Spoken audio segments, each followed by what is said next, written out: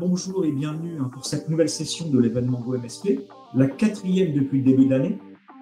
Pour cette nouvelle édition, nous allons voir comment adapter son offre de sécurité à un contexte de télétravail. C'est d'autant plus important aujourd'hui que depuis le premier confinement, de nombreux salariés sont en télétravail. Les estimations ont dit qu'entre 30 et 40% selon diverses sources.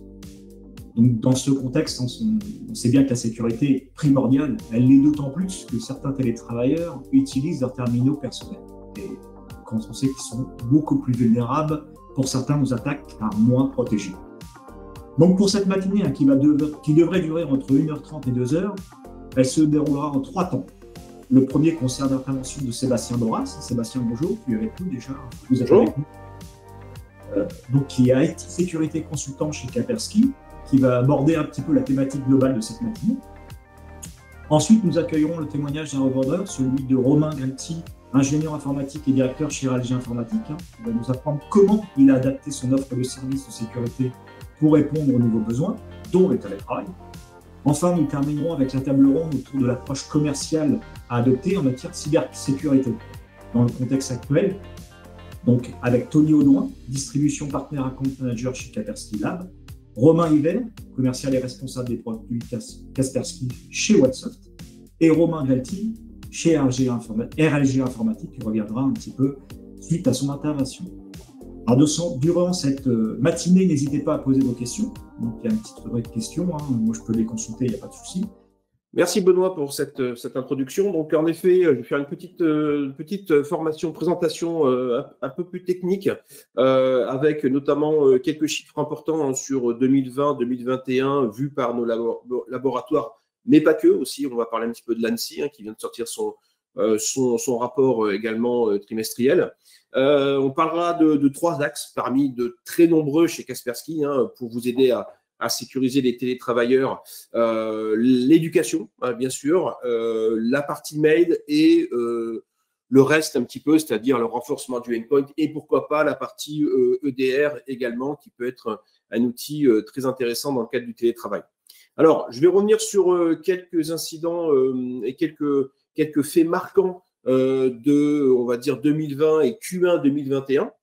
Alors, vous l'avez tous vu, on a eu un afflux assez important d'informations qui a été même relayé par des journaux comme le 20h, etc., sur des incidents de sécurité. Alors, c'est vrai que autant 2019-2020, il y a eu plutôt une translation des incidents, mais le nombre n'avait pas forcément explosé. Mais là, 2020-2021, il y a vraiment une explosion autour du télétravail, du confinement et de l'activité des hackers. On peut le voir avec quelques remarques de l'ANSSI ici et une phrase assez choc du Sénat, un sénateur, je ne sais plus lequel, qui a dit voilà, il y a eu 27 attaques majeures d'hôpitaux en 2020. Maintenant, on est à 1 par semaine. Et ça, on peut le voir régulièrement. C'est vrai que les hôpitaux sont devenus une cible importante pour les hackers de par leur structure et de par leur fonctionnement également.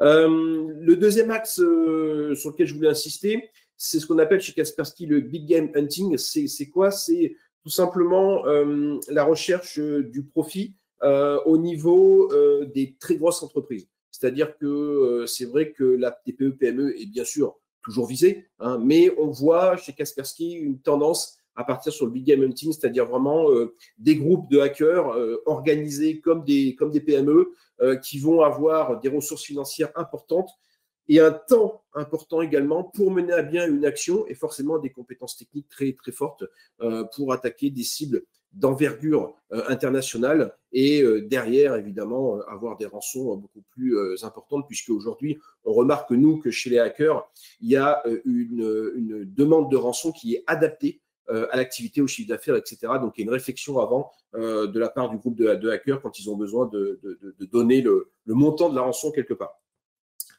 Et également, le troisième axe qu'on a remarqué et qu'on voit également dans le rapport de l'ANSSI, c'est tout ce qui est RAS, c'est Ransomware as a Services, c'est-à-dire que des formules d'abonnement, des formules de partenariat, quand un groupe de pirates ne sait pas développer, par exemple, un ransomware, il va l'acheter, il va le louer, il va faire un partenariat avec un autre groupe de hackers. Après, il peut y avoir des partenariats avec des gens qui vont savoir très bien manier tout ce qui est paiement, blanchiment d'argent, etc. D'autres qui vont être spécialistes dans la distribution, par exemple l'acheminement du malware, hein, l'exploit comme on dit, et d'autres équipes par exemple qui peuvent être en charge du support, hein, du back-office, donc tout ce qui va être support après infection. Et voilà, on voit qu'il y a un phénomène très important de ce service de RAS, c'est-à-dire que voilà, les groupes de hackers discutent entre eux, et se louent des services, se louent des ransomware quand il y en a besoin. Et du coup, ça devient évidemment, cette volumétrie s'explique aussi par là, hein, puisque à partir du moment où quelque chose n'est pas connu, il peut se récupérer à côté. Et ça, c'est vrai, c'est des 3 gros phénomènes, on va dire, de fin 2020, début 2021.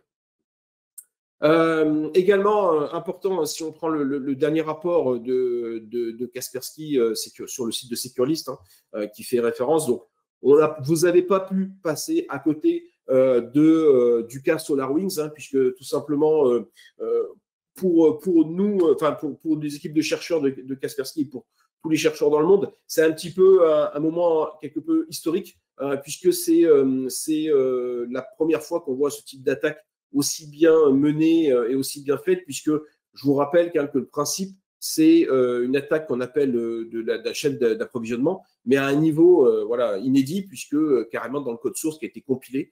Et donc, quand vous compilez un logiciel, évidemment, il est whitelisté, hein, donc il est trusté par tous les éditeurs. Et donc, en termes évidemment d'attaque, c'est un petit peu de l'inédit. Et en tout cas, fait de cette façon, c'est complètement inédit, puisque derrière, après, c'est une totale furtivité, une totale persistance, hein, puisqu'il n'y a aucun moyen, à part au niveau sonde, etc., de détecter ce type d'attaque. Infinium également, c'est un autre cas d'école chez Kaspersky, pour Kaspersky, hein, puisque c'est des fameuses attaques au niveau des exchanges de Microsoft. Donc, 4 vulnérabilités 0 day exploitées puis corrigées par Microsoft. Après, malheureusement, autant, hein, vous savez que les parties vulnérabilités, les parties patch management fassent son office. Et malheureusement, le temps que ces vulnérabilités soient envoyées, il y a eu près de 30 à 60 000 organisations gouvernementales ou des ONG ou des choses comme ça piratées. Donc ça, c'est aussi un cas un petit peu marquant, très marquant de 2020-2021. Également pour Kaspersky, Lazarus, le retour. Hein, Lazarus, hein, je vous rappelle, hein, c'est l'équipe de hackers de la Corée du Nord qui sont aujourd'hui des pointures, hein, puisque on a eu les cas Sony Pictures, hein, qui est un cas d'école aussi, hein, Sony Pictures en 2014, WannaCry, d'attaques de banque, des vols de crypto également, hein, avec la crypto à 60 000 $ aujourd'hui, c'est vrai que ça devient quelque chose c'est une cible importante pour les groupes de hackers qui se financent comme ça, hein, au niveau des bitcoins. Et voilà. Et là, qu'est-ce qui s'est passé d'original avec le groupe Lazarus? C'est qu'ils ont commencé à s'attaquer aux chercheurs en sécurité informatique. Donc ça, c'est un cas un peu inédit également, hein, c'est-à-dire que voilà, des forums dans lesquels ça parlait zero day, etc. On essaie d'attirer les chercheurs en sécurité informatique pour essayer de leur voler leur recherche, tout simplement. Et ça, c'est l'inédit également dans le domaine de... Alors, ça s'est plus ou moins fait déjà par le passé, mais à cette ampleur-là, et par ce type d'équipe Lazarus, c'est assez inédit, en effet.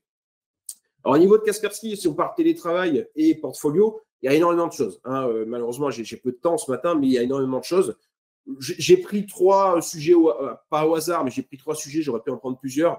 La partie sensibilisation des collaborateurs, bien évidemment, puisqu'à un moment donné, on a beau avoir toutes les sécurités du monde, s'il y a un utilisateur qui veut vraiment exécuter quelque chose, qui veut vraiment cliquer quelque part, il va se débrouiller, il va aller sur un autre PC, il va copier ça, il va essayer de désactiver la solution endpoint, etc. Mais enfin, il va se débrouiller. Donc, il faut vraiment, à un moment donné, quand même, sensibiliser les collaborateurs, leur expliquer qu'ils peuvent faire le clic fatal qui va peut-être poser des gros problèmes financiers à la société, voire même créer sa fermeture, engendrer sa fermeture. Donc, il faut vraiment qu'ils soient sensibilisés là-dessus.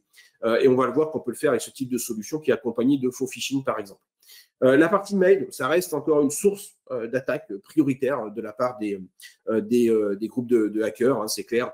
C'est pour eux, c'est plus facile, hein. Donc, alors, il faut distinguer bien sûr le phishing et le spear phishing, hein, qui est spear phishing, c'est du phishing vraiment hyper ciblé, hyper bien fait et où il y a très peu de volume et du phishing de masse. Mais voilà, aujourd'hui, c'est important de vraiment faire attention à ce point d'entrée qui est toujours sensible.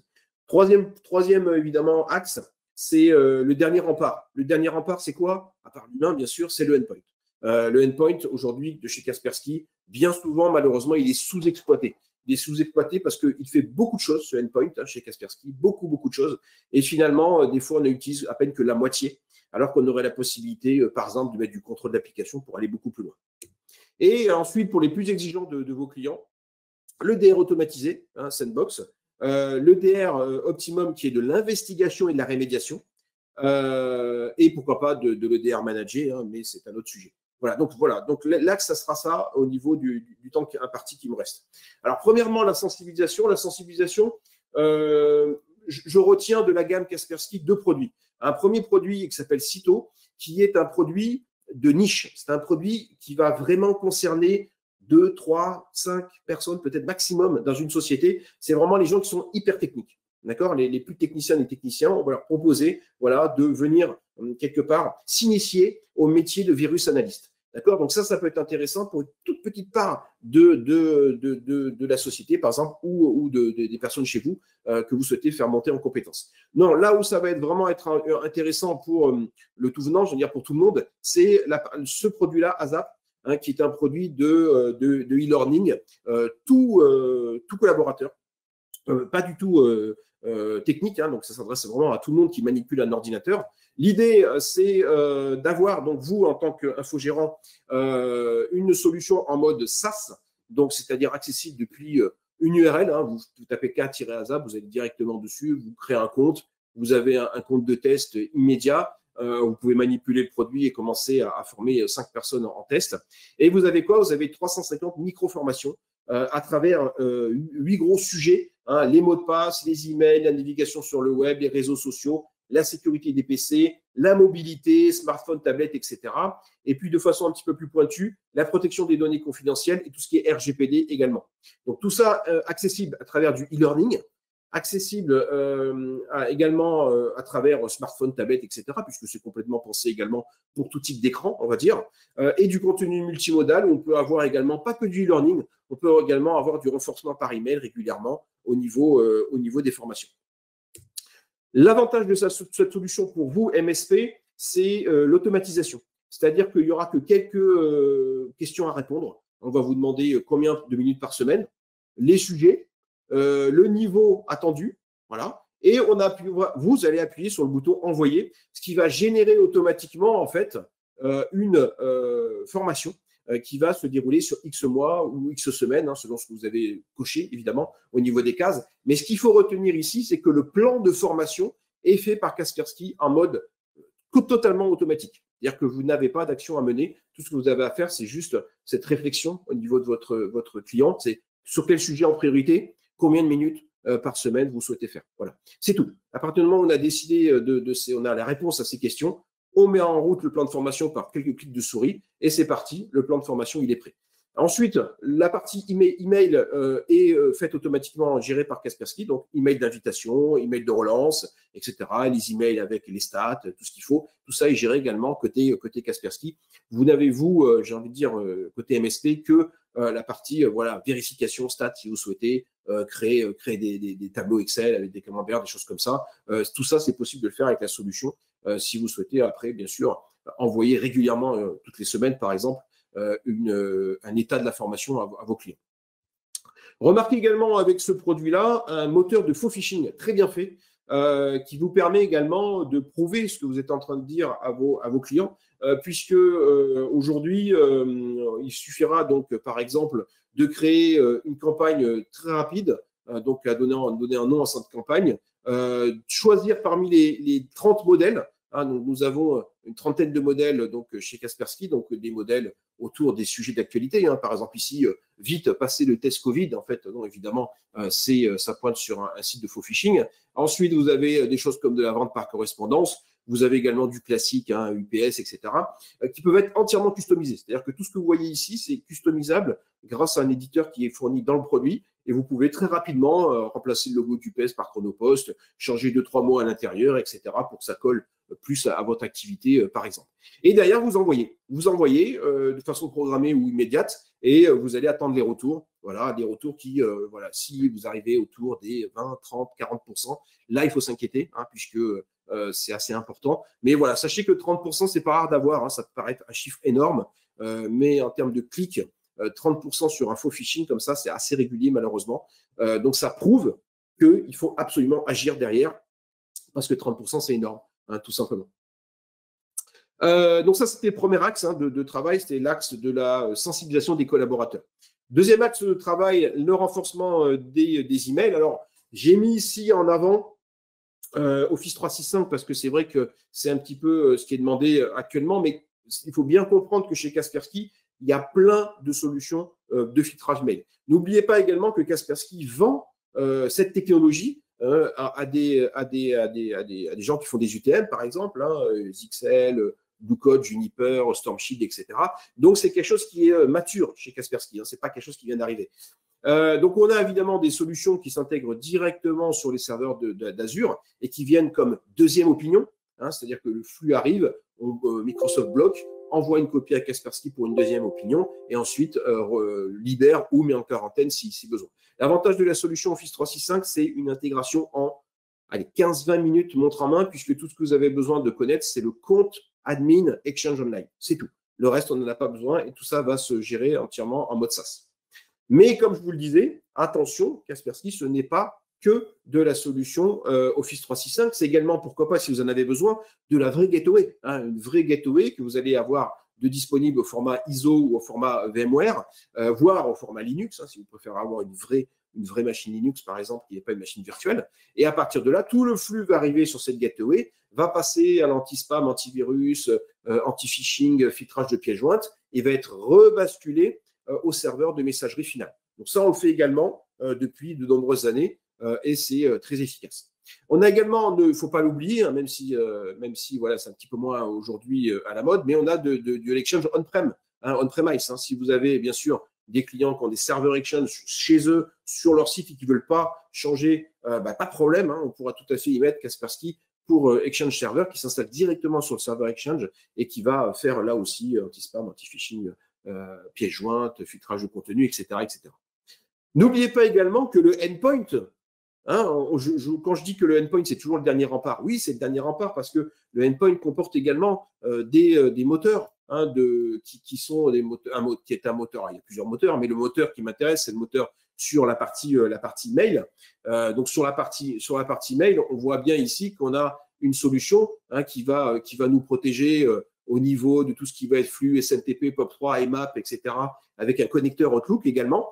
Donc, lui, il va pouvoir, au dernier moment, dire « Ah non, je suis désolé, mais là, c'est la pièce jointe, c'est un malware, le lien qui est dedans, c'est un lien de phishing, etc. » Donc, lui aussi travaille au niveau des flux mail entrants et sortants dans l'entreprise. Il ne faut pas l'oublier non plus et il faut penser à bien le configurer. Par exemple, moi, je vous invite fortement à carrément supprimer les pièces jaunes dont vous n'avez pas besoin.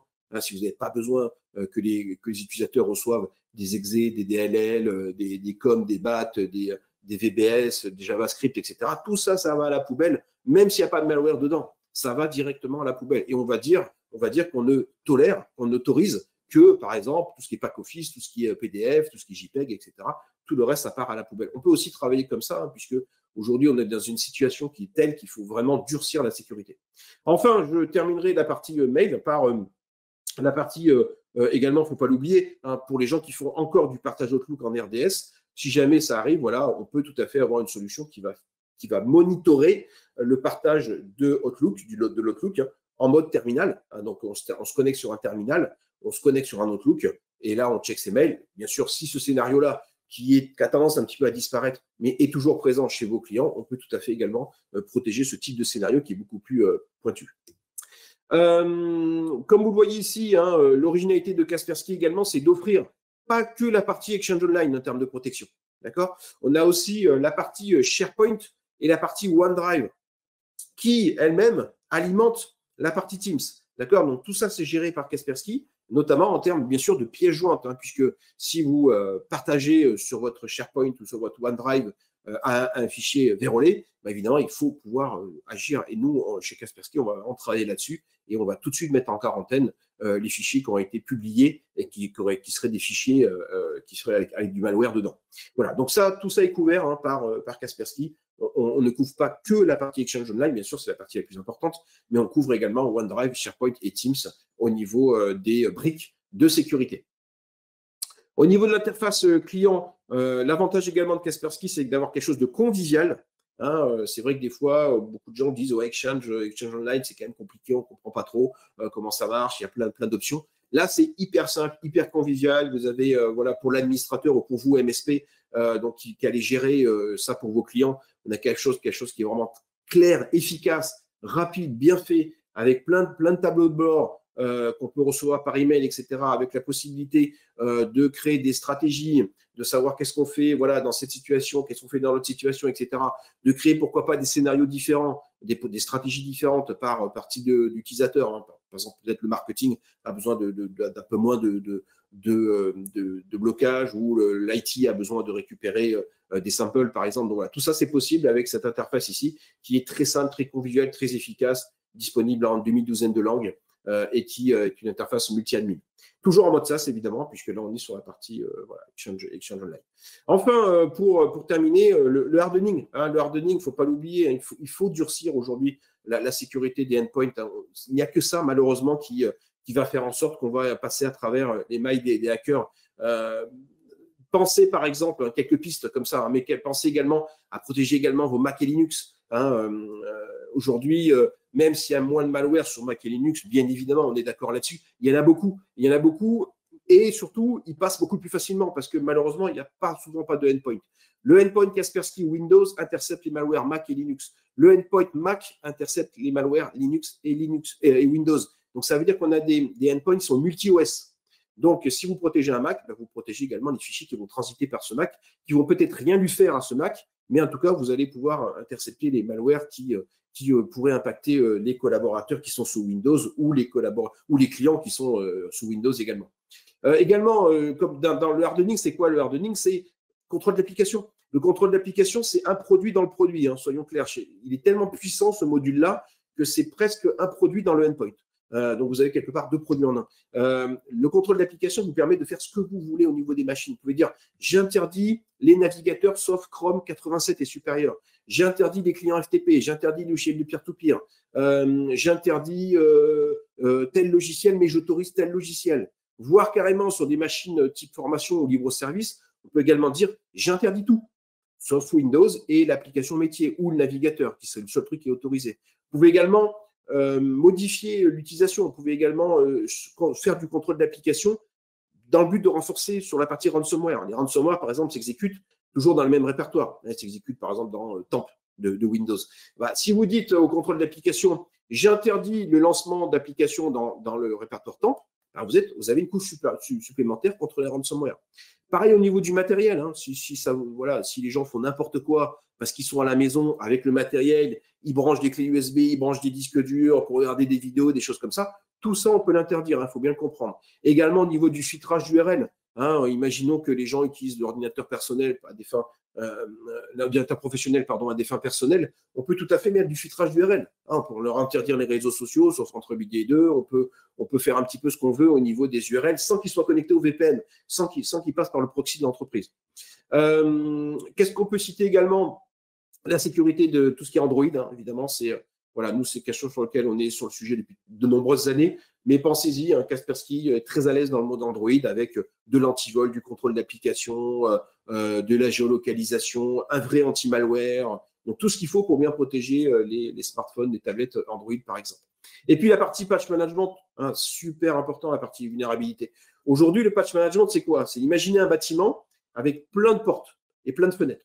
Bah, le patch management, c'est une vulnérabilité, c'est quoi? C'est que je laisse la fenêtre ouverte. Elle est fermée, mais elle n'est pas fermée à clé. D'accord? C'est ça le patch management. Donc, l'idée, c'est de dire, voilà, je veux un outil convivial, simple, chez Kaspersky, qui fait du patch management Windows, mais surtout les éditeurs tiers. C'est ça qui est important, c'est les éditeurs tiers, c'est ça qu'on gère mal aujourd'hui, que les gens, la plupart du temps, gèrent mal. Donc, nous, chez Kaspersky, on va en effet patcher Microsoft, mais aussi on va patcher Adobe Reader, VLC, 7zip, etc. On va fermer ces vulnérabilités à clé de manière à ce que le hacker ne passe pas par ces fameuses ouvertures qu'on va laisser au niveau des clients. Hein, c'est ça aussi le but du patch management. Et enfin, pensez au chiffrement, hein, le chiffrement de données. Hein. On a un télétravailleur qui est à la maison, on a des nomades, on a des informations confidentielles qui sont peut-être sur les ordinateurs portables. Qu'est-ce qui se passe si l'ordinateur portable est volé? Certes, il y a le prix de l'ordinateur, c'est toujours embêtant, mais c'est surtout le prix des données qui sont dessus, hein, sur lesquelles on parle là. Et donc, il faut une solution qui fasse en sorte que, voilà, s'il est volé, à part formater bas niveau, le hacker ne pourra rien faire, ou le voleur ne pourra rien faire. C'est ça qui est hyper important. Sachez également qu'on est capable de détruire des choses à distance. On est capable, par exemple, de supprimer mes documents à distance, on est capable de supprimer un répertoire spécifique, ou par exemple, tous les documents back office. Tout ça à distance, on sait le faire également avec le endpoint Kaspersky, et ça peut être quelque chose qui peut faire la différence dans le cadre de vol ou de perte d'un ordinateur, par exemple. Ici, le endpoint, hein, alors que tout ce que je viens de vous dire, hein, ça se retrouve ici au niveau des couches de sécurité. Donc, chez Kaspersky, on est un éditeur multicouche, hein, c'est-à-dire qu'on va faire en sorte qu'on ait un millefeuille de sécurité et que quand le malware il casse peut-être une couche, deux couches, il va être arrêté peut-être par la troisième ou la quatrième couche de sécurité. Donc, c'est ça qui fait le succès de Kaspersky aujourd'hui, notamment en termes de benchmark, hein, puisque si on prend AV Comparative, AV Test, SELab, etc., on est souvent premier des comparatifs, voire élu produit de l'année. Pourquoi? Parce qu'on a ce système d'empilement de couches qui fait que voilà, on est super bien protégé, à condition bien sûr de mettre les bonnes protections en place et de verrouiller tout ça pour que ça soit cadenassé pour l'utilisateur en termes de setting.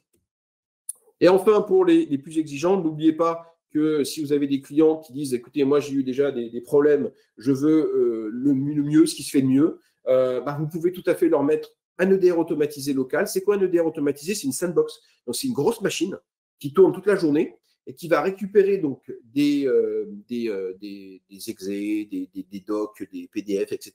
de la part des endpoints, car quand le endpoint n'est pas sûr du verdict. Voilà, il y a un exé, le endpoint qui dit « Ouais, je pense que c'est bon, mais je ne suis pas sûr », j'envoie à la sandbox exécute réellement le code et ça permet de remonter un verdict 100% sûr, puisque ça a été exécuté, hein, donc on sait s'il y a un malware ou pas dedans, et de remonter ça au niveau des endpoints qui vont dire « Ok, finalement c'est un malware, je le mets à la poubelle ». Alors ça, c'est possible avec le DR automatisé. Encore une fois, si vous voulez avoir un peu plus de services à rendre à vos clients, vous pouvez également utiliser le DR Optimum. Le DR Optimum, c'est un outil d'investigation. Vous pouvez réfléchir, comprendre sur ce qui s'est passé. Un de vos clients a eu un malware, il a été intercepté par Kaspersky. Oui, mais qu'est-ce qu'il aurait pu faire? Et là, vous avez en fait une chaîne graphique qui vous permet en fait de comprendre l'incident de sécurité et de répondre, si besoin, à cet incident de sécurité en créant des IOC, en créant des préventions d'exécution, des choses comme ça que vous allez propager sur le parc de vos clients. Voilà. Et puis, pourquoi pas, après, hein, si vous avez comme volonté de créer, pourquoi pas un mini-SOC ou avoir des services beaucoup plus avancés au niveau de vos clients, on peut vous aider puisque chez Kaspersky, on a aussi le DR Managé. Le DR Managé, c'est quoi? C'est comme le DR Optimum, donc c'est-à-dire comme de l'investigation, mais derrière, vous avez de l'humain Kaspersky, c'est-à-dire que vous avez accès finalement au SOC Kaspersky, vos clients ont accès au SOC Kaspersky, et via vous et Kaspersky, on va pouvoir comme ça donc ouvrir des tickets, demander des informations supplémentaires pour fermer, pour traiter les incidents de sécurité un peu plus peut-être ciblés, hein, des attaques ciblées. Voilà, ça c'est le genre de choses qu'on peut faire avec le DR Optimum. En conclusion, si vous êtes déjà parmi les gens qui sont connectés clients Kaspersky, déjà, premièrement, vous avez fait le bon choix, puisque ce n'est pas moi qui le dis, mais c'est Andreas Marx, le PDG d'AV Test, qui a élu, son équipe a élu le produit Kaspersky comme le endpoint de l'année, 2019 et 2020, je crois, des 2 années d'ailleurs, et a souligné notamment son taux de détection, bien sûr, mais aussi ses performances, son utilisation, ses fonctions de réparation, et ça fait aussi beaucoup la différence. Je vous enverrai, bien sûr, ce slide avec les liens ici, les liens les plus importants de Kaspersky. Et également, on va vous envoyer un document qui est ici, qui s'appelle « Les bonnes pratiques et conseils pour se protéger des ransomware. C'est un document en fait qui lui-même pointe, alors vous avez évidemment des informations là-dessus que vous lirez, mais qui pointe également sur d'autres documents qui sont ici, qui sont des documents techniques qui vont vous expliquer également comment on peut customiser Kaspersky pour aller encore plus loin dans la protection contre les ransomware et durcir la sécurité au niveau des télétravailleurs, par exemple, puisque finalement aujourd'hui c'est le nerf de la guerre. Voilà. Donc moi, de mon côté, c'est terminé. Donc je vais redonner la main à Benoît. Merci. Benoît. Merci Sébastien pour votre présentation complète, à la fois sur la sensibilisation et l'outillage. Peut-être juste une petite question, Sébastien, existe-t-il peut-être un accompagnement spécifique pour le revendeur à la plateforme de sensibilisation ASAP? Alors l'accompagnement, c'est un produit qui est hyper simple. C'est un produit qui est un mode SaaS, donc on se connecte directement sur un site et on met ça en place, même en version d'évaluation. Je crois qu'il y a 5 utilisateurs pour 60 jours, donc on peut déjà faire l'évaluation tout seul. Et l'accompagnement, en fait, nous, en particulier, j'ai fait toute une série de tutos vidéo pour mettre en place ça sous forme de vidéo. Donc sur la chaîne YouTube qui est ici, il y a toute la partie accompagnement, c'est-à-dire qu'il y a ici, là, toute la partie mise en place de la solution sous forme de 2 vidéos de mise en place. Et si ça ne suffit pas, bien sûr, on est là pour répondre à toutes les questions, mais c'est vrai que le produit étant tellement simple, souvent le fait de visualiser ces 2 vidéos suffit largement à mettre en place tout seul la solution. Et la fréquentation justement de cette plateforme de sensibilisation, elle est de plus en plus forte en fait. Oui, par rapport ça peut être le dernier outil recherché finalement. Les sociétés se disent voilà, on a un bon endpoint, on a une bonne solution de messagerie, on a des filtrages à droite à gauche, on a bien la barrière est bien mise en place. Qu'est-ce qui reste finalement? Ce qui reste, c'est l'humain. Il faut former l'humain à la fin, parce que c'est lui qui finalement va quand même cliquer sur la pièce jointe ou sur le lien qu'il n'aurait pas dû cliquer. Donc c'est vraiment important de donner une hygiène informatique à tous les collaborateurs, même non techniques, qui ont un ordinateur. Voilà, c'est ça. Et donc forcément, il y a de la demande, puisque quelque part, c'est le dernier point qu'on peut sécuriser dans l'entreprise. Très bien. Merci Sébastien. Si vous avez d'autres questions, d'ailleurs, n'hésitez pas à les poser. On va passer donc au deuxième temps de notre matinée, donc avec le témoignage de Romain Grelty, qui est ingénieur informatique et directeur chez RLG Informatique. Alors Romain, je pense que Romain est connecté. Très bien. Bonjour Romain. Bonjour Benoît. Donc bienvenue. Alors Romain, donc là pour le coup, le sujet c'est j'ai adapté mon offre de services de sécurité pour répondre aux nouveaux besoins de mes clients. Donc, avant de commencer un petit peu dans le vif du sujet, Romain, est-ce que vous pouvez nous présenter RLG Informatique et vos activités? Avec grand plaisir. Donc, RLG Informatique est une ESN nantaise que j'ai créée en 2009. Notre cœur de métier étant plus tourné sur la partie infogérance de parc de PC pour nos clients. Et on a joint à ce métier d'infogéreur tout un tas de services pour que l'on puisse répondre à une offre relativement 360 degrés pour nos clients. Donc, on a joint la partie fourniture de matériel, fourniture de licence, la partie data center, hébergement data center. Aujourd'hui, on opère dans 2 salles distinctes. Et puis, la dernière brique qui est arrivée est la partie opérateur. Donc, nous sommes déclarés à l'ARCEP. Et on peut fournir toute la partie lien, téléphonie mobile, téléphonie fixe à nos clients, ce qui permet vraiment de gérer toute la chaîne data voix du client. Ce qui nous permet du coup de sécuriser aussi toute cette chaîne de A à Z, car on est acteur sur toute la chaîne. Très bien. Pour revenir un petit peu au contexte de notre session de la matinée, dans un contexte de télétravail, on va dire, quels sont selon vous les besoins en termes de sécurité? Clairement, que constatez-vous sur le terrain? Aujourd'hui, le premier point, qui n'est pas technique, mais ce qu'on peut constater, premier point, c'est un peu le désarroi des chefs d'entreprise ou des dirigeants. Parce qu'ils s'inquiètent, ils voient aussi que tout type de société se fait attaquer. Et beaucoup de gens ont pris conscience qu'il n'y avait pas que les sociétés du CAC 40 qui allaient se faire attaquer. Voilà. Donc, beaucoup de questions et besoin d'être rassurés parce qu'on se rend compte que la TPE, la PME, l'ETI peut se faire attaquer et peut euh, se faire crypter ses données via un poste qui est en télétravail, via une faille qui n'a pas été corrigée, via tout un tas de choses. Mais vraiment, la première chose, c'est l'inquiétude des chefs d'entreprise. Vous avez une petite anecdote à nous raconter Ouais, dernière attaque? Non. j'en ai Moi, j'imagine plusieurs. pas. J'en ai plusieurs. Heureusement, pas chez nos clients, mais chez des prospects, parce que du coup, des gens qui se sont fait attaquer arrivent chez nous pour qu'on les aide un peu trop tard, mais on essaye quand même de pallier au problème. Oui, bah typiquement, un poste qui reste allumé 24 heures sur 24 à la compta pour que les gens puissent télétravailler. On prend la main dessus avec un port 3389 basique, pas protégé. Voilà. Ça a pas duré 15 jours.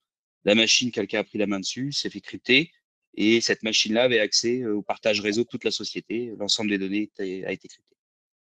Le D'accord. client a Et pu revenir en arrière grâce aux sauvegardes, mais c'est 3 jours de boulot de perdu, du stress et plein de choses.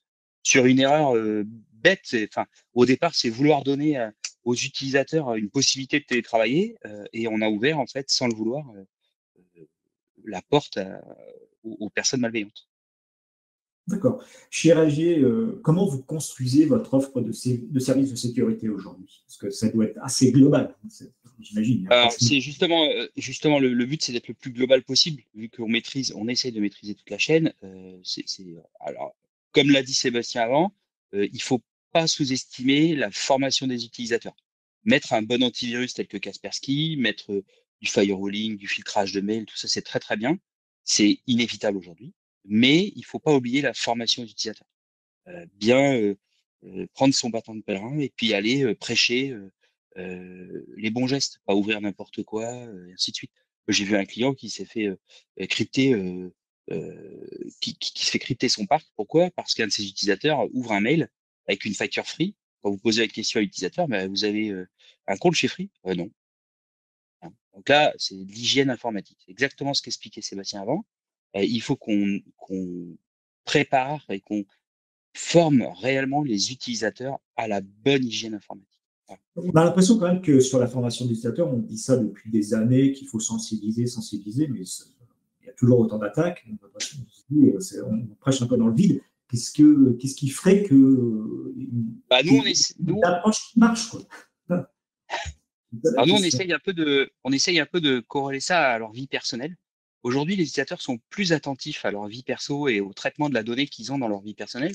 Du coup, on essaye de faire un peu le parallèle entre comment vous gérez vos données perso, comment vous faites attention à à votre réputation ou irréputation aujourd'hui avec vos datas personnelles, et on essaie de faire le parallèle avec des datas de la société.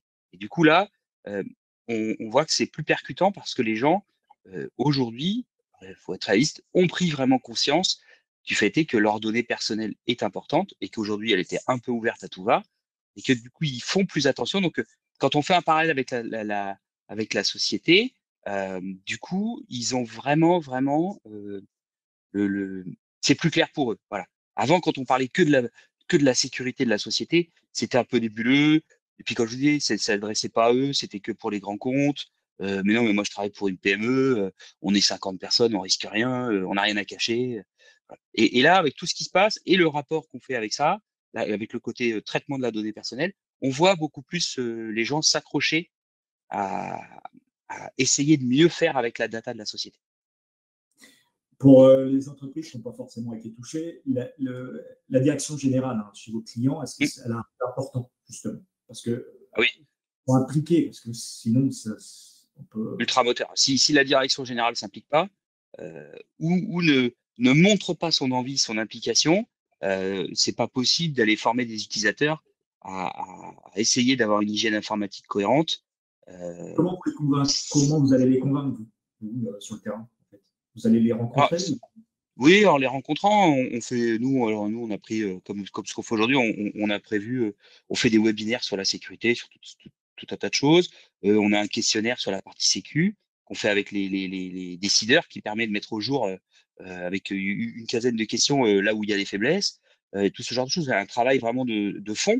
Et ce que je vous ai, là où il y a 5 ans de ça, le travail de fond était pénible. Aujourd'hui, quand vous discutez avec un chef d'entreprise, il est beaucoup plus réceptif parce qu'il voit aussi tout ce qui se passe autour de lui. Donc Sébastien a beaucoup parlé, hein, les hôpitaux, la santé, tout ça, ils sont vraiment été très, très sollicités en attaque ce début d'année. Mais on se rend compte aussi qu'on entend quand même plus souvent parler autour de nous de gens qui ont été attaqués et pas obligatoirement des grandes boîtes. Donc, il y a beaucoup de chefs d'entreprise commencent à avoir le doute et à se poser des questions.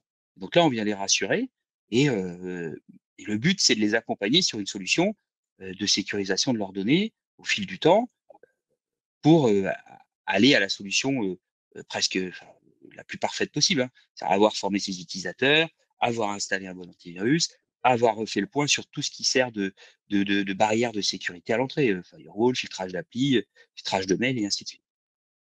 D'accord. Un mot sur les outils que vous utilisez en fait chez Alger Informatique, à la fois en termes de Alors nous, sensibilité et d'outillage pour sécuriser les alors, accès. donc pour la sensibilisation, 2 outils, Casap, la plateforme ASAP de chez Casper. Un autre outil qu'on a donc fait en interne qui est un questionnaire d'une quinzaine de questions qui permet en fait de, en mode vis-à-vis avec le dirigeant, de faire le point sur ce qu'il a. Et ça nous permet, nous, de sortir un camembert, en gros, qui nous dit, attention, faut améliorer ça, faut améliorer ça, faut améliorer ça. Ou là, c'est bon, là, c'est pas bon, et ainsi de suite.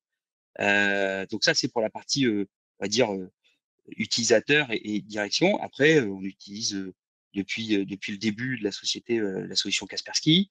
Nous, on a pris le pari, on manage nos propres consoles qu'on héberge chez nous et on infogère comme ça tous les parcs Kaspersky de nos clients. Et puis après, on dépile toutes les solutions, on va dire, annexes au poste, hein, c'est-à-dire boîtier UTM, pour faire du filtrage d'appli, du firewalling, du filtrage de mail et ce genre de choses. D'accord. Est-ce que vous exploitez les outils, Sébastien a parlé d'outils EDR, est-ce que vous exploitez les outils de cette génération d'EDR, les outils de dernière génération? Est-ce que c'est Alors, entreprise? alors, aujourd'hui, c'est en test plus chez nous, enfin, c'est-à-dire que nous, c'est chez nous. On le teste avec les clients. C'est des choses qu'on va déployer à grande échelle si tout va bien cette année, avant la fin de l'année. C'est enfin, c'est pas plus complexe à mettre en place, mais c'est un peu plus de boulot. Chez nous, faut qu'on se forme aussi à cette solution-là. Et puis après, faut la déployer, faut la mettre en place. Faut aussi, faut aussi rencontrer le client. C'est un surcoût. Donc, faut balancer le surcoût de la licence et ce que ça emmène, prouver que ça emmène de la véracité et du confort dans le contrôle et la sécurisation du parc de machines du client. Donc voilà, c'est quand même un travail de fond. Mais évidemment, il faut aller sur ces outils-là qui vont permettre d'accompagner les réseaux et les postes du client vers une sécurisation optimale. Évidemment. D'accord. Et il y a la fréquentation, il y a une bonne compréhension de ces outils chez vos clients? Oui, j'imagine qu'il faut faire l'éducation, hein, Ouais, c'est exactement ça. C'est-à-dire il faut en parler, en reparler. Et petit à petit, voilà, c'est des choses qui rentrent dans le conscient collectif et qui prennent petit à petit leur place. Mais c'est un peu comme l'antivirus il y a 10 ans. Vous parliez de l'antivirus il y a 10 ans à un chef d'entreprise, il vous disait, à part ralentir mes PC et être un centre de coûts, ça sert à rien. Voilà. Aujourd'hui, vous parlez d'un antivirus à un chef d'entreprise, et il va vous dire évidemment, c'est le minimum. Donc voilà, les mentalités ont évolué, l'esprit collectif a évolué aussi sur cette partie-là. Donc voilà, le DR, tout ce qui est intelligence artificielle du traitement, de la réponse et ainsi de suite, ça rentre petit à petit on va dire dans le phénomène normal du logiciel antivirus. Donc voilà, ça va rentrer.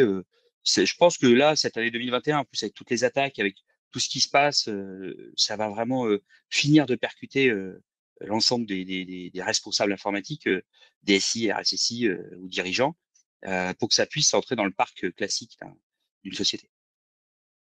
D'accord. Sur les compétences, hein, chez vos clients, est-ce qu'il y a, même dans les petites entreprises, est-ce qu'il y a vous avez des équipes qui sont formées plus à la sécurité? C'est-à-dire, est-ce que ça ne manque pas quelque part, sans avoir des experts de la sécurité, parce qu'on n'a pas les moyens, mais d'avoir quelque part des salariés qui soient formés à la sécurité? Est-ce que ça ne manque pas quelque part? Si, ça manque aujourd'hui. Cruellement, on est en retard là-dessus, c'est clair. Mais comme on est en retard sur beaucoup de choses, le RGPD, par exemple, a été déployé il y a déjà des années. On se rend compte aujourd'hui que tout le monde en parle, mais personne n'y passe. Donc c'est un peu la sécurité, c'est un peu un même lot, c'est-à-dire que ça intéresse un peu tout le monde. Tout le monde se dit que c'est important d'y passer, mais on n'a pas encore mis vraiment beaucoup de moyens sur ça. Donc qui dit pas beaucoup de moyens, dit pas de formation aux utilisateurs, sans aller avoir un RSSI en interne, hein, mais d'avoir un responsable informatique ou un DSI Ouais, tout à fait. Ouais. qui ait des notions ou qui ait une vraie sensibilisation à cette partie-là. Aujourd'hui, hélas, c'est pas encore le cas partout. C'est un peu le point qui manque, et c'est là qu'interviennent nos sociétés, hein, de nos OSN. Nous, en tant qu'MSP, on est là pour justement amener cette proactivité et ce côté veille technologique chez nos clients. Ça, c'est hyper important. C'est fondamental. C'est à nous de faire évoluer ça. Je comprends bien. Il faut quand même un référent, quelqu'un qui au moins a une légère sensibilité à la sécurité IT. C'est ça qui est aujourd'hui des fois un peu compliqué à trouver chez nos clients. La bonne ressource. Alors, vous avez vu, le gouvernement va lancer quand même un plan massif sur la cybersécurité. Qu'est-ce que vous en pensez? Vous pensez que ça va changer? Ça va aider Bon, après, ça a un effet positif, c'est qu'on en parle dans les médias. Les utilisateurs vont en parler entre eux à machine à café. Il y a des dirigeants d'entreprise qui avaient peut-être pas encore tout à fait percuté sur l'aspect important de la sécurité pour dire tiens, là il y a peut-être quand même matière à faire attention. Et donc du coup, le fait d'en parler, c'est toujours plutôt générateur parce que ça éveille des besoins. Et donc quand on arrive pour en parler, pour évangéliser tout ça, bah, c'est plus facile si les utilisateurs ont du coup déjà entendu parler un peu de cyberattaque, de cybercriminalité et du fait qu'il faut se protéger de ce genre d'attaque. Ça, c'est important.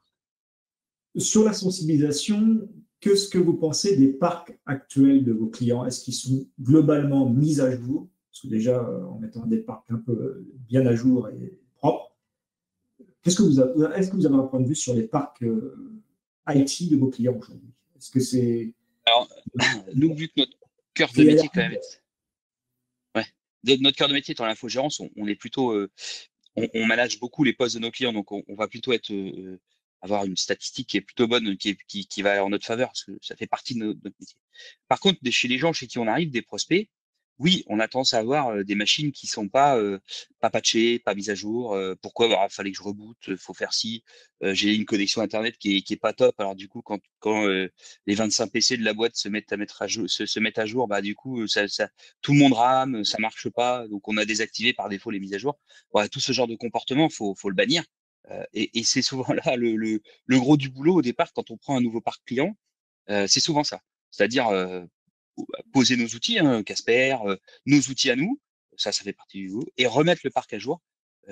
Souvent, on a des surprises. Même dans des belles sociétés, tu as un parc non neutre, on a eu des responsables informatiques ou même des DSI dans certains cas qui n'avaient pas pour optique de dire je maintiens à jour. Ça me coûte de la bande passante, ou j'utilise des suites Office qui ont plus de 15 ans pour certaines. Parce que j'ai pas envie de racheter, j'ai pas envie de passer dans de la licence 365 ou de racheter de la licence post-fixe. Ça marche très bien aujourd'hui. Bon, et voilà, c'est plus patché, c'est plus sécurisé, c'est quand même dommage. Et puis autre chose, on a vu aussi des prestataires qui ont tendance à un peu fermer trop fort le robinet du firewall, et ce qui fait que les postes peuvent surfer sur Internet de chez le client vers l'extérieur, mais ont un peu de mal à les récupérer les packages de mise à jour de Sébastien en parlait, hein, tout ce qui est Acrobat, tout ce qui est Java, tout ce qui est Chrome, tous les softs que vous utilisez sur votre machine doivent être mis à jour. S'il y a des mises à jour qui sortent, c'est pas juste pour se faire plaisir, hein. C'est derrière, il y a toujours une ribambelle de patchs de sécurité qui vient avec.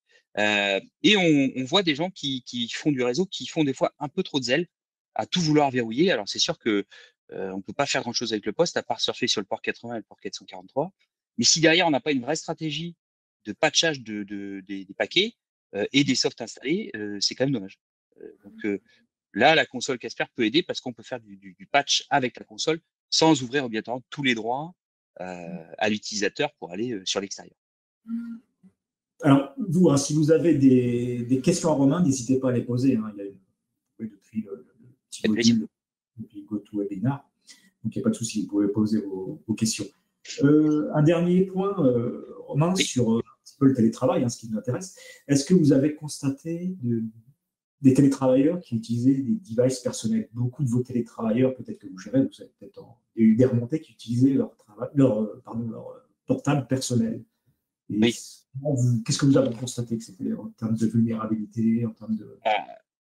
Il y a un peu deux cas. Il y a la société parfaite qui a un PC portable avec un VPN sécurisé pour son collaborateur. Et donc là, en fait, on travaille à l'extérieur comme si on travaillait à l'intérieur de la société, donc pas de souci majeur. Un peu d'hygiène malgré tout de l'utilisateur à avoir, hein, d'accord. Après, la problématique du PC portable, quand vous n'utilisez que des logiciels SaaS, c'est-à-dire via un navigateur web, le risque est moindre dans le sens où vous n'avez pas accès à l'intérieur de la société. Par contre, ce qu'on a vu, et c'est là que c'est triste, c'est là que c'est dommageable surtout, c'est des utilisateurs qui prennent leur PC portable à titre personnel chez eux et qui vont installer uniquement l'outil de VPN pour se connecter à l'intérieur de la société. Et là, c'est catastrophique parce que là, du coup, on sécurise l'accès entre la maison et le bureau. Par contre, on a oublié de sécuriser la machine.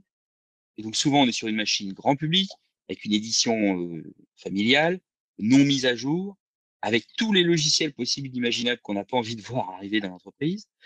Souvent, c'est une machine qui sert aux enfants, donc aux jeux, à regarder ses DivX qu'on a récupérés chez les copains, et ainsi de suite. Donc, on se retrouve vraiment avec des machines à fort potentiel de malware, de crypto, de virus et ainsi de suite.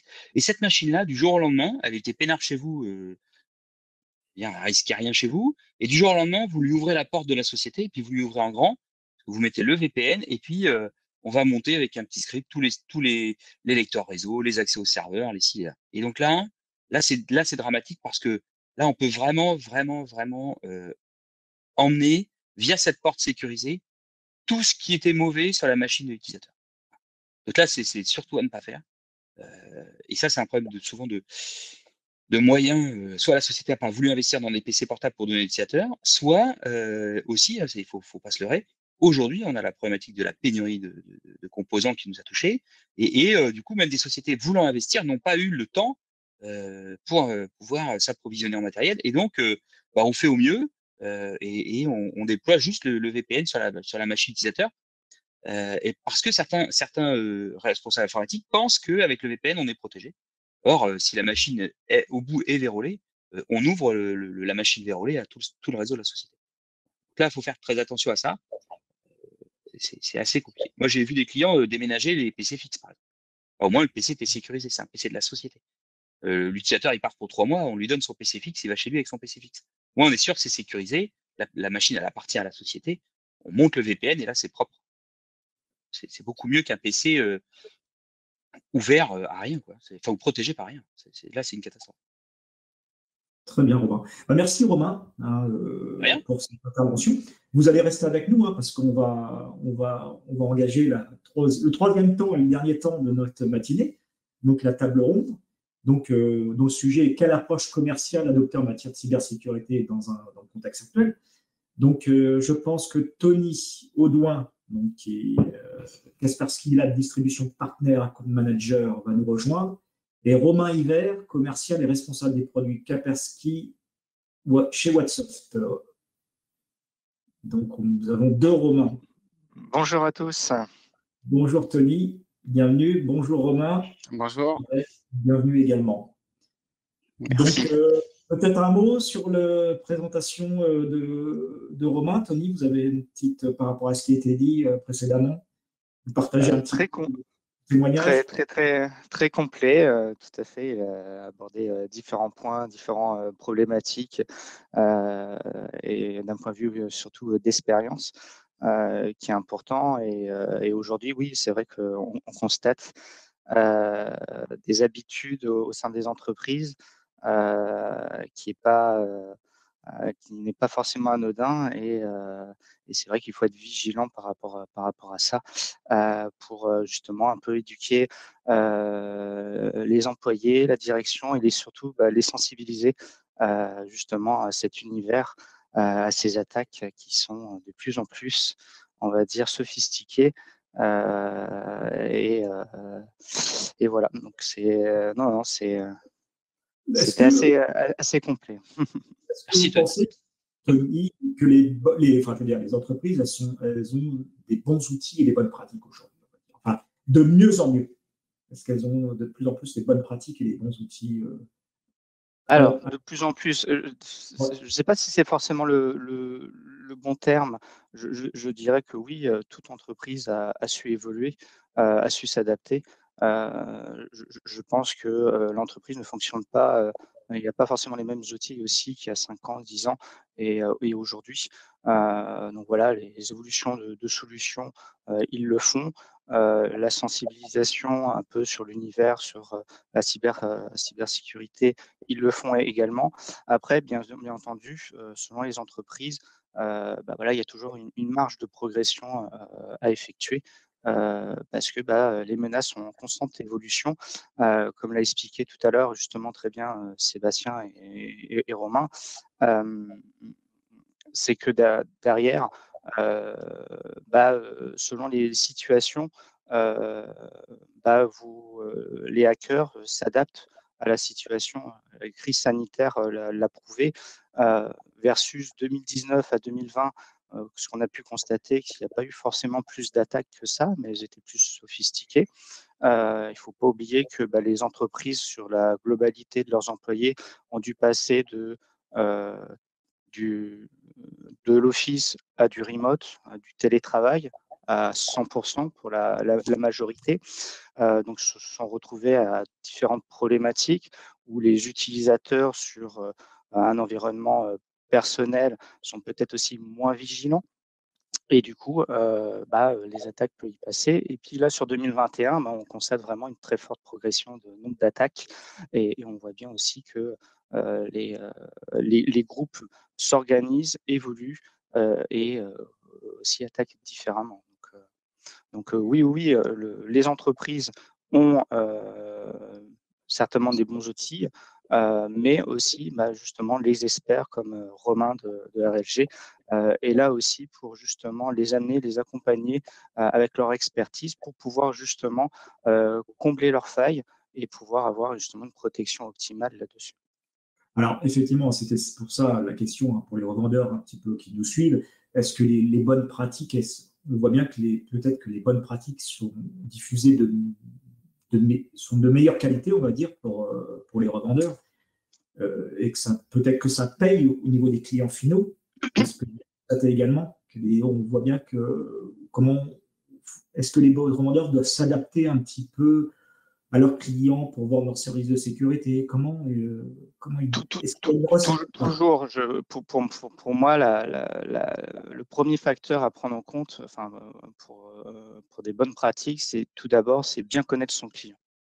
Ça, c'est un élément phare et très important, et son besoin. C'est ce qui va permettre ensuite, après, de pouvoir proposer les bonnes solutions auprès de leurs clients. Si on connaît mal le client, malheureusement, en face, voilà, c'est pas des services généralistes qu'il faut proposer, justement, il faut les optimiser. Et pour cela, il faut connaître les clients, il faut savoir un peu la maturité qu'ils ont au sein de l'entreprise, qu'elle soit petite, moyenne ou grande. Ils vont avoir des besoins aussi différents, des niveaux de maturité aussi différentes. Et du coup, pour mieux les accompagner et avoir une optimisation sur leur offre, de pouvoir mieux les connaître. Donc ça fait partie des éléments de critères très importants, il me semble, là-dessus. Romain, Je te rejoins complètement, Tony, là-dessus, c'est vraiment ça. Si vous connaissez bien votre client, vous allez pouvoir jauger, tu as tout à fait dit le mot, le niveau de maturité. C'est là que on peut passer d'étape en étape. Ça sert à rien d'arriver chez un client qu'on ne connaît pas ou que très peu et lui proposer tout de suite une solution d'EDR qui fait papa, maman, alors que la personne, pour l'instant, n'est sensibilisée à rien sur la sécu. Ça sert à rien d'essayer de mettre que des coûts parce qu'il faut faire attention à pas montrer que des coûts. Il faut vraiment montrer l'utilisation du produit, l'intérêt qu'a le produit, ce que ça peut lui apporter. Et c'est là que vraiment on peut dérouler après une campagne, on va dire, plus commerciale sur le côté sécurité. C'est vraiment ça. Ne pas oublier de faire du service autour avec la formation des utilisateurs, la sensibilisation des utilisateurs. Enfin, la plateforme Casa permet de faire ça et ainsi de suite. C'est vraiment vraiment emmener une couche de service et de personnalisation de l'offre à chaque client. Si vous avez une seule offre pour l'ensemble de vos clients, c'est complexe à vendre parce que les gens se retrouvent un peu noyés dans l'info. Ça répond peut-être pas obligatoirement à 100% à ce qu'ils attendent. Et donc, vaut mieux essayer de détailler et faire un peu du cas par cas. Enfin, aujourd'hui, c'est mon Et mieux, retour d'expérience et c'est ça, et c'est ce qui marche. et mieux connaître permet aussi de mieux cibler par rapport aussi aux offres qu'on peut proposer, hein. Donc, Ouais, tout à fait. et pas cibler tout le monde, hein. Donc, Le niveau de maturité, vous, Romain Balti, chez RLG, vous le mesurez comment chez vos clients c'est un questionnaire, Ouais, c'est ce que je vous expliquais tout à l'heure, un questionnaire d'une quinzaine de questions permet de savoir un peu. On sonde, on va dire, le chef d'entreprise ou la personne qui est responsable informatique.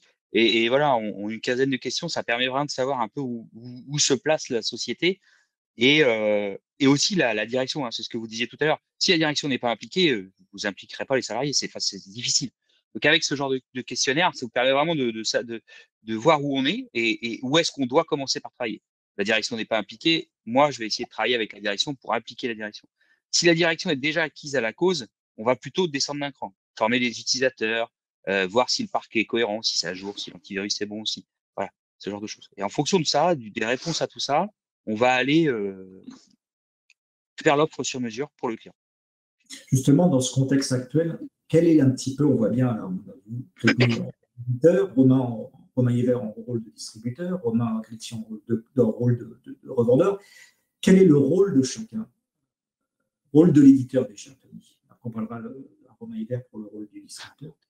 alors, nous, notre rôle, déjà, on développe des solutions de sécurité. Donc, c'est déjà de proposer nos meilleures offres et de proposer les meilleures solutions par rapport aux besoins du client. Donc, nous, on va être là aussi en termes d'accompagnement, de proposition de solutions de sécurité sur cette partie-là. Ensuite, après, bien sûr, on va avoir des programmes de certification, de formation pour monter en maturité sur nos solutions afin que justement nos partenaires puissent maîtriser au mieux la solution et mettre en place les solutions de sécurité chez le client là-dessus. Est-ce qu'il y a un rôle particulier, on va dire, dans le contexte actuel, par rapport à la crise sanitaire et le télétravail? Est-ce qu'il y a un rôle qui est différent, on va dire? Différent par rapport auparavant, je pense que de toute façon, c'est aussi de la communication. Ça, c'est très important, l'accompagnement, la communication, parce que du jour au lendemain, les choses changent, évoluent, les solutions aussi. Et du coup, on a le devoir justement d'informer nos partenaires, de les accompagner pour pouvoir justement à ce qu'ils proposent des meilleurs services et que leurs offres soient plus optimisées par rapport aux besoins des clients. D'accord. Romain, Yver, sur le rôle du distributeur, votre rôle un petit peu dans ce Ouais. contexte, non, pareil. Alors, notre rôle d'un point de vue plus général, c'est vrai que nous, notre but, c'est d'accompagner les partenaires et notamment Romain dans leur quotidien. On sait qu'ils ont souvent des problématiques clients à gérer. Ils ont peu de temps disponible, encore plus maintenant avec la crise actuelle. Donc nous, notre but, voilà, c'est de les accompagner, de leur proposer les offres qui vont être les plus adaptées à leurs besoins en fonction de leur typologie de client. Kaspersky a une offre très variée justement qui peut permettre de répondre à toute typologie de partenaires et de clients en fonction du mode de gestion qu'il veut avoir. Donc nous, ça va être dans ce rôle vraiment d'accompagner aussi d'un point de vue technique.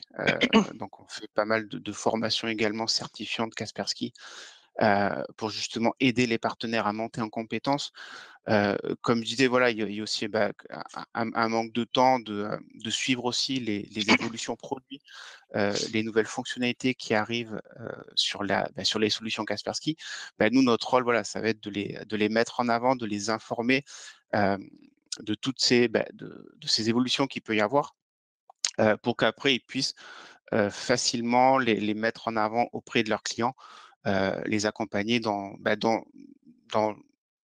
l'établissement de nouvelles offres également, notamment par rapport à la partie EDR, où il y a un gros travail d'évangélisation à faire auprès des partenaires.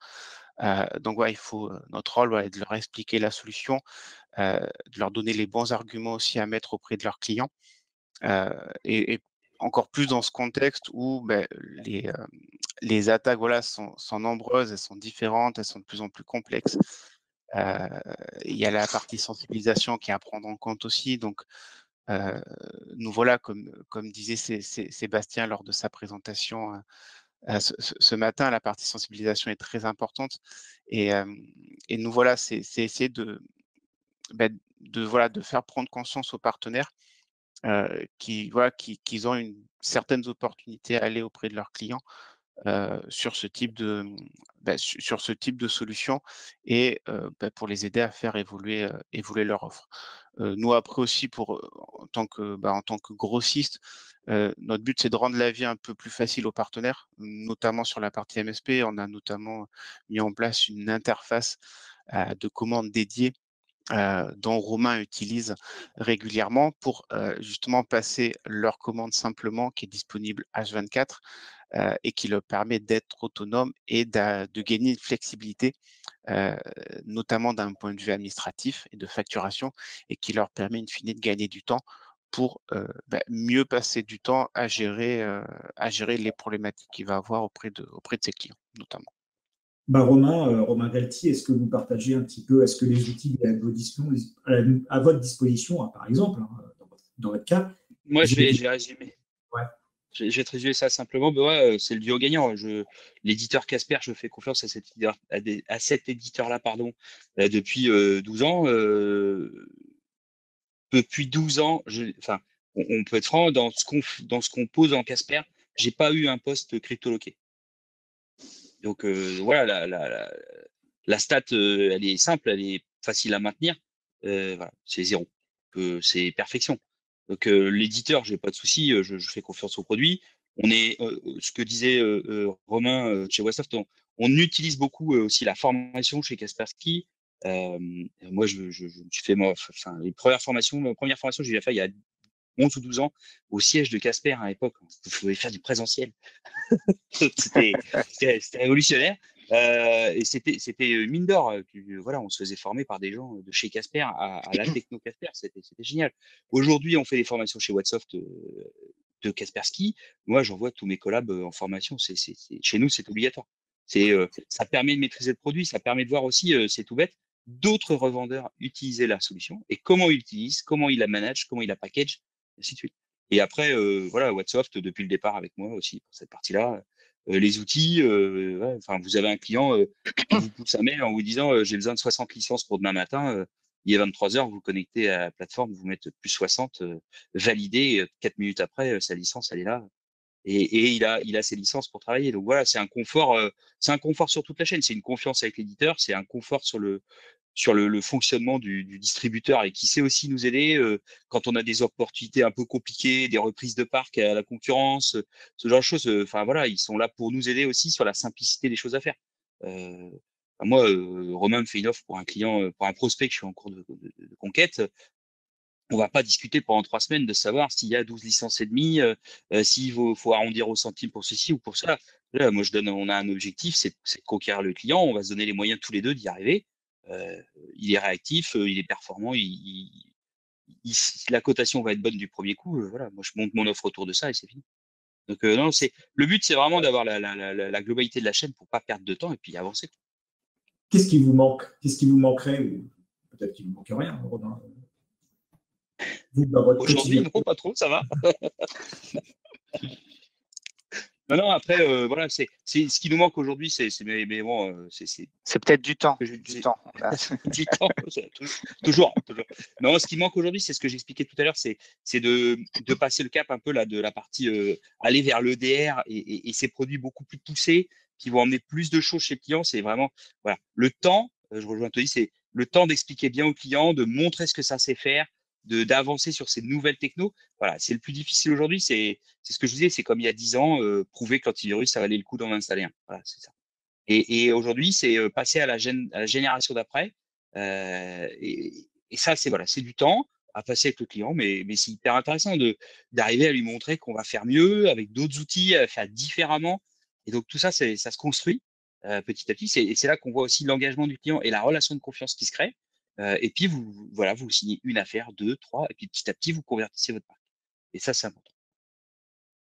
D'accord. Sur Tony, peut-être réagir. Non, je rejoins Romain où c'est vrai que évangéliser et puis convaincre aussi le client, lui montrer aussi par rapport aussi à l'actualité, parce que c'est vrai de prêcher les bonnes paroles, mais aujourd'hui, voilà, on a beaucoup de cas d'école et la presse aide aussi à essayer de convaincre aussi les clients et aussi d'appuyer sur le risque financement. Si à un moment donné, il y a un arrêt de production, s'il y a des vols de données, qu'est-ce qui se passe de faire prendre conscience auprès de l'entrepreneur, de l'entreprise, le gérant, que derrière, il risque beaucoup, voire couler la boîte, si à un moment donné, il n'investit pas. C'est vrai que l'investissement, il y a un coût, mais derrière, il y a un coût, il y a des risques. Si c'est pas bien effectué. Et je pense que de plus en plus, ils en prennent conscience parce qu'à un moment donné, ils ont été confrontés à des attaques ou alors ils ont échappé et ils se sont peut-être dit on a peut-être risqué gros sur cette partie-là. Romain, je vais rajouter un truc. Ouais. Juste à la partie sensibilisation des chefs d'entreprise, vous allez le voir, là je parle aux partenaires informatiques comme nous, les chefs d'entreprise vont aussi avoir de plus en plus la question de la part de leurs assureurs. Aujourd'hui, bon nombre de nouveaux contrats qui sont signés pour des RC Pro, des responsabilités de société. Il y a un volet aujourd'hui qui arrive à grands pas, c'est la partie êtes-vous protégé? Voilà. Et l'assureur va se permettre de vous poser quelques questions. Ça retombe à peu près dans le questionnaire que l'on fait nous.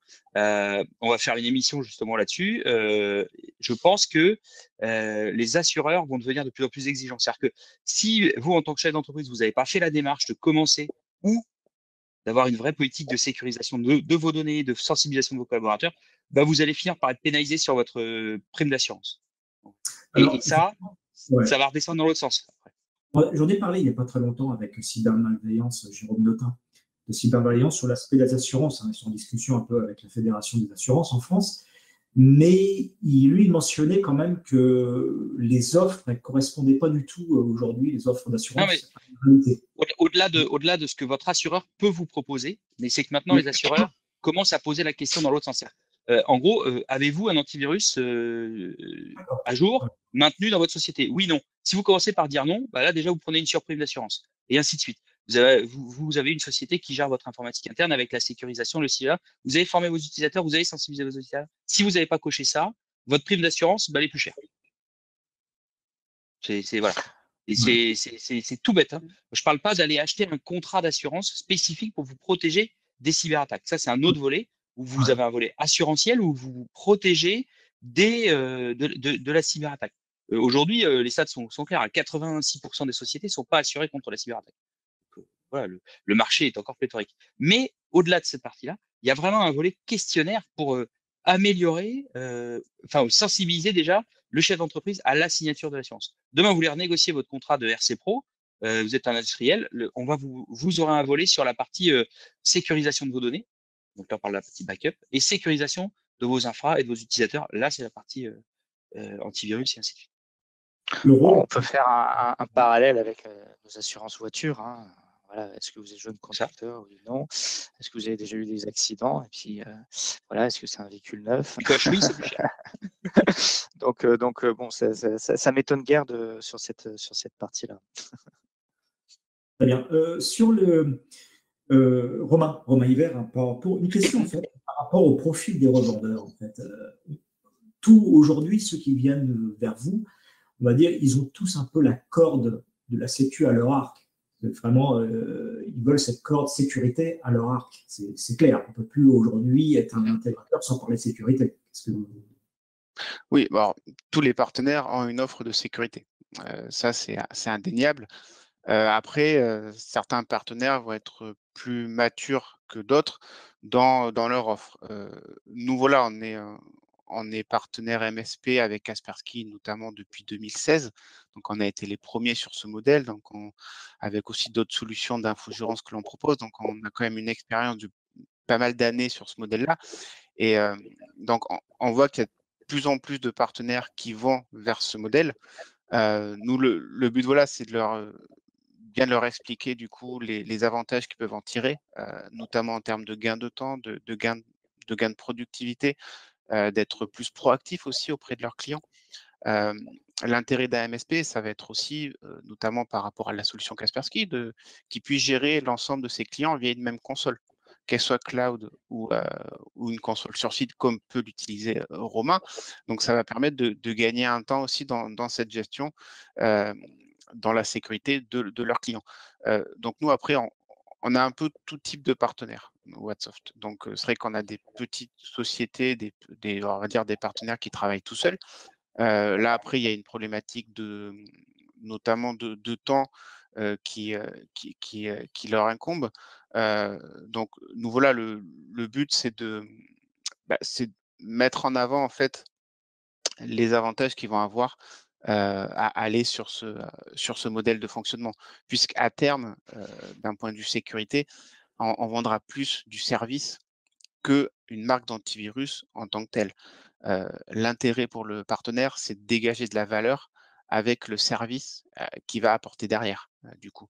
Et le service, c'est notamment avoir une expertise dans la solution qu'il propose et une expertise en termes de sécurité.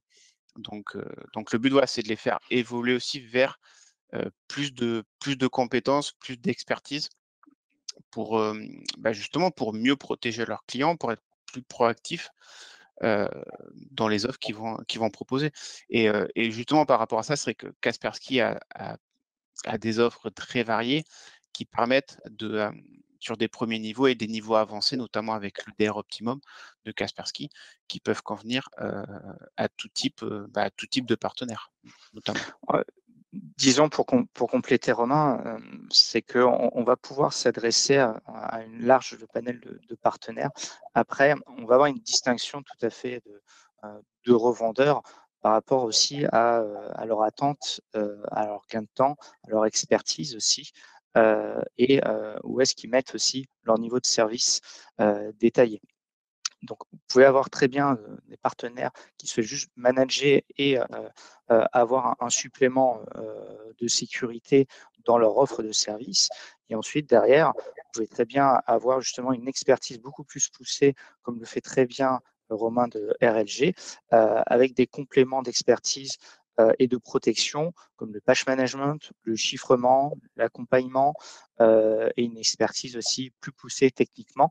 Donc, on va avoir vraiment des distinctions et on va avoir des outils software de protection qui vont permettre de compléter leurs offres de services sur cette partie-là.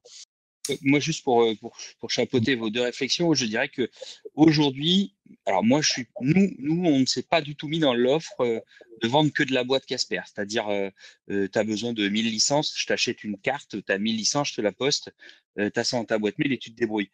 On ne s'est pas du tout positionné là-dessus, parce que je pense qu'il y a des très gros faiseurs de licences qui soient là pour faire que ça, des parcs entiers de volume, ceci, cela. Mais nous, c'est pas notre démarche, parce qu'en fait, on se rend compte que pousser de la licence, même si le produit est sympa, et je répète ce que j'expliquais tout à l'heure, la confiance qu'on a dans le produit Casper aujourd'hui chez nous en interne.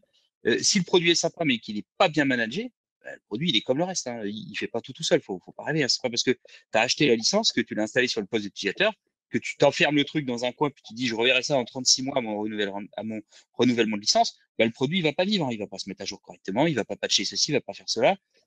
Si derrière le partenaire informatique du client ne s'intègre pas dans l'ajout de services et de valeur ajoutée à la licence, c'est un peu dommage, parce qu'en fait, on livre un produit, mais le client l'utilisera jamais, ou pas bien.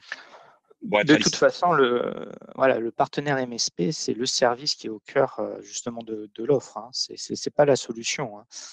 Donc, c'est-à-dire que derrière, le partenaire a son expertise sur les solutions qu'il a choisies et qu'il doit maîtriser justement pour les manager. C'est pas le client, c'est pas de la vente du tout traditionnelle, hein. C'est vraiment mettre en avant les offres de services et les accompagnements derrière, hein. Tout à fait. D'accord. Romain, très bien. Un mot pour conclure à vous trois, Tony, Romain, Romain Réti et Romain Hiver. Juste un mot, sécurisez-vous, faites bien attention. Formez-vous.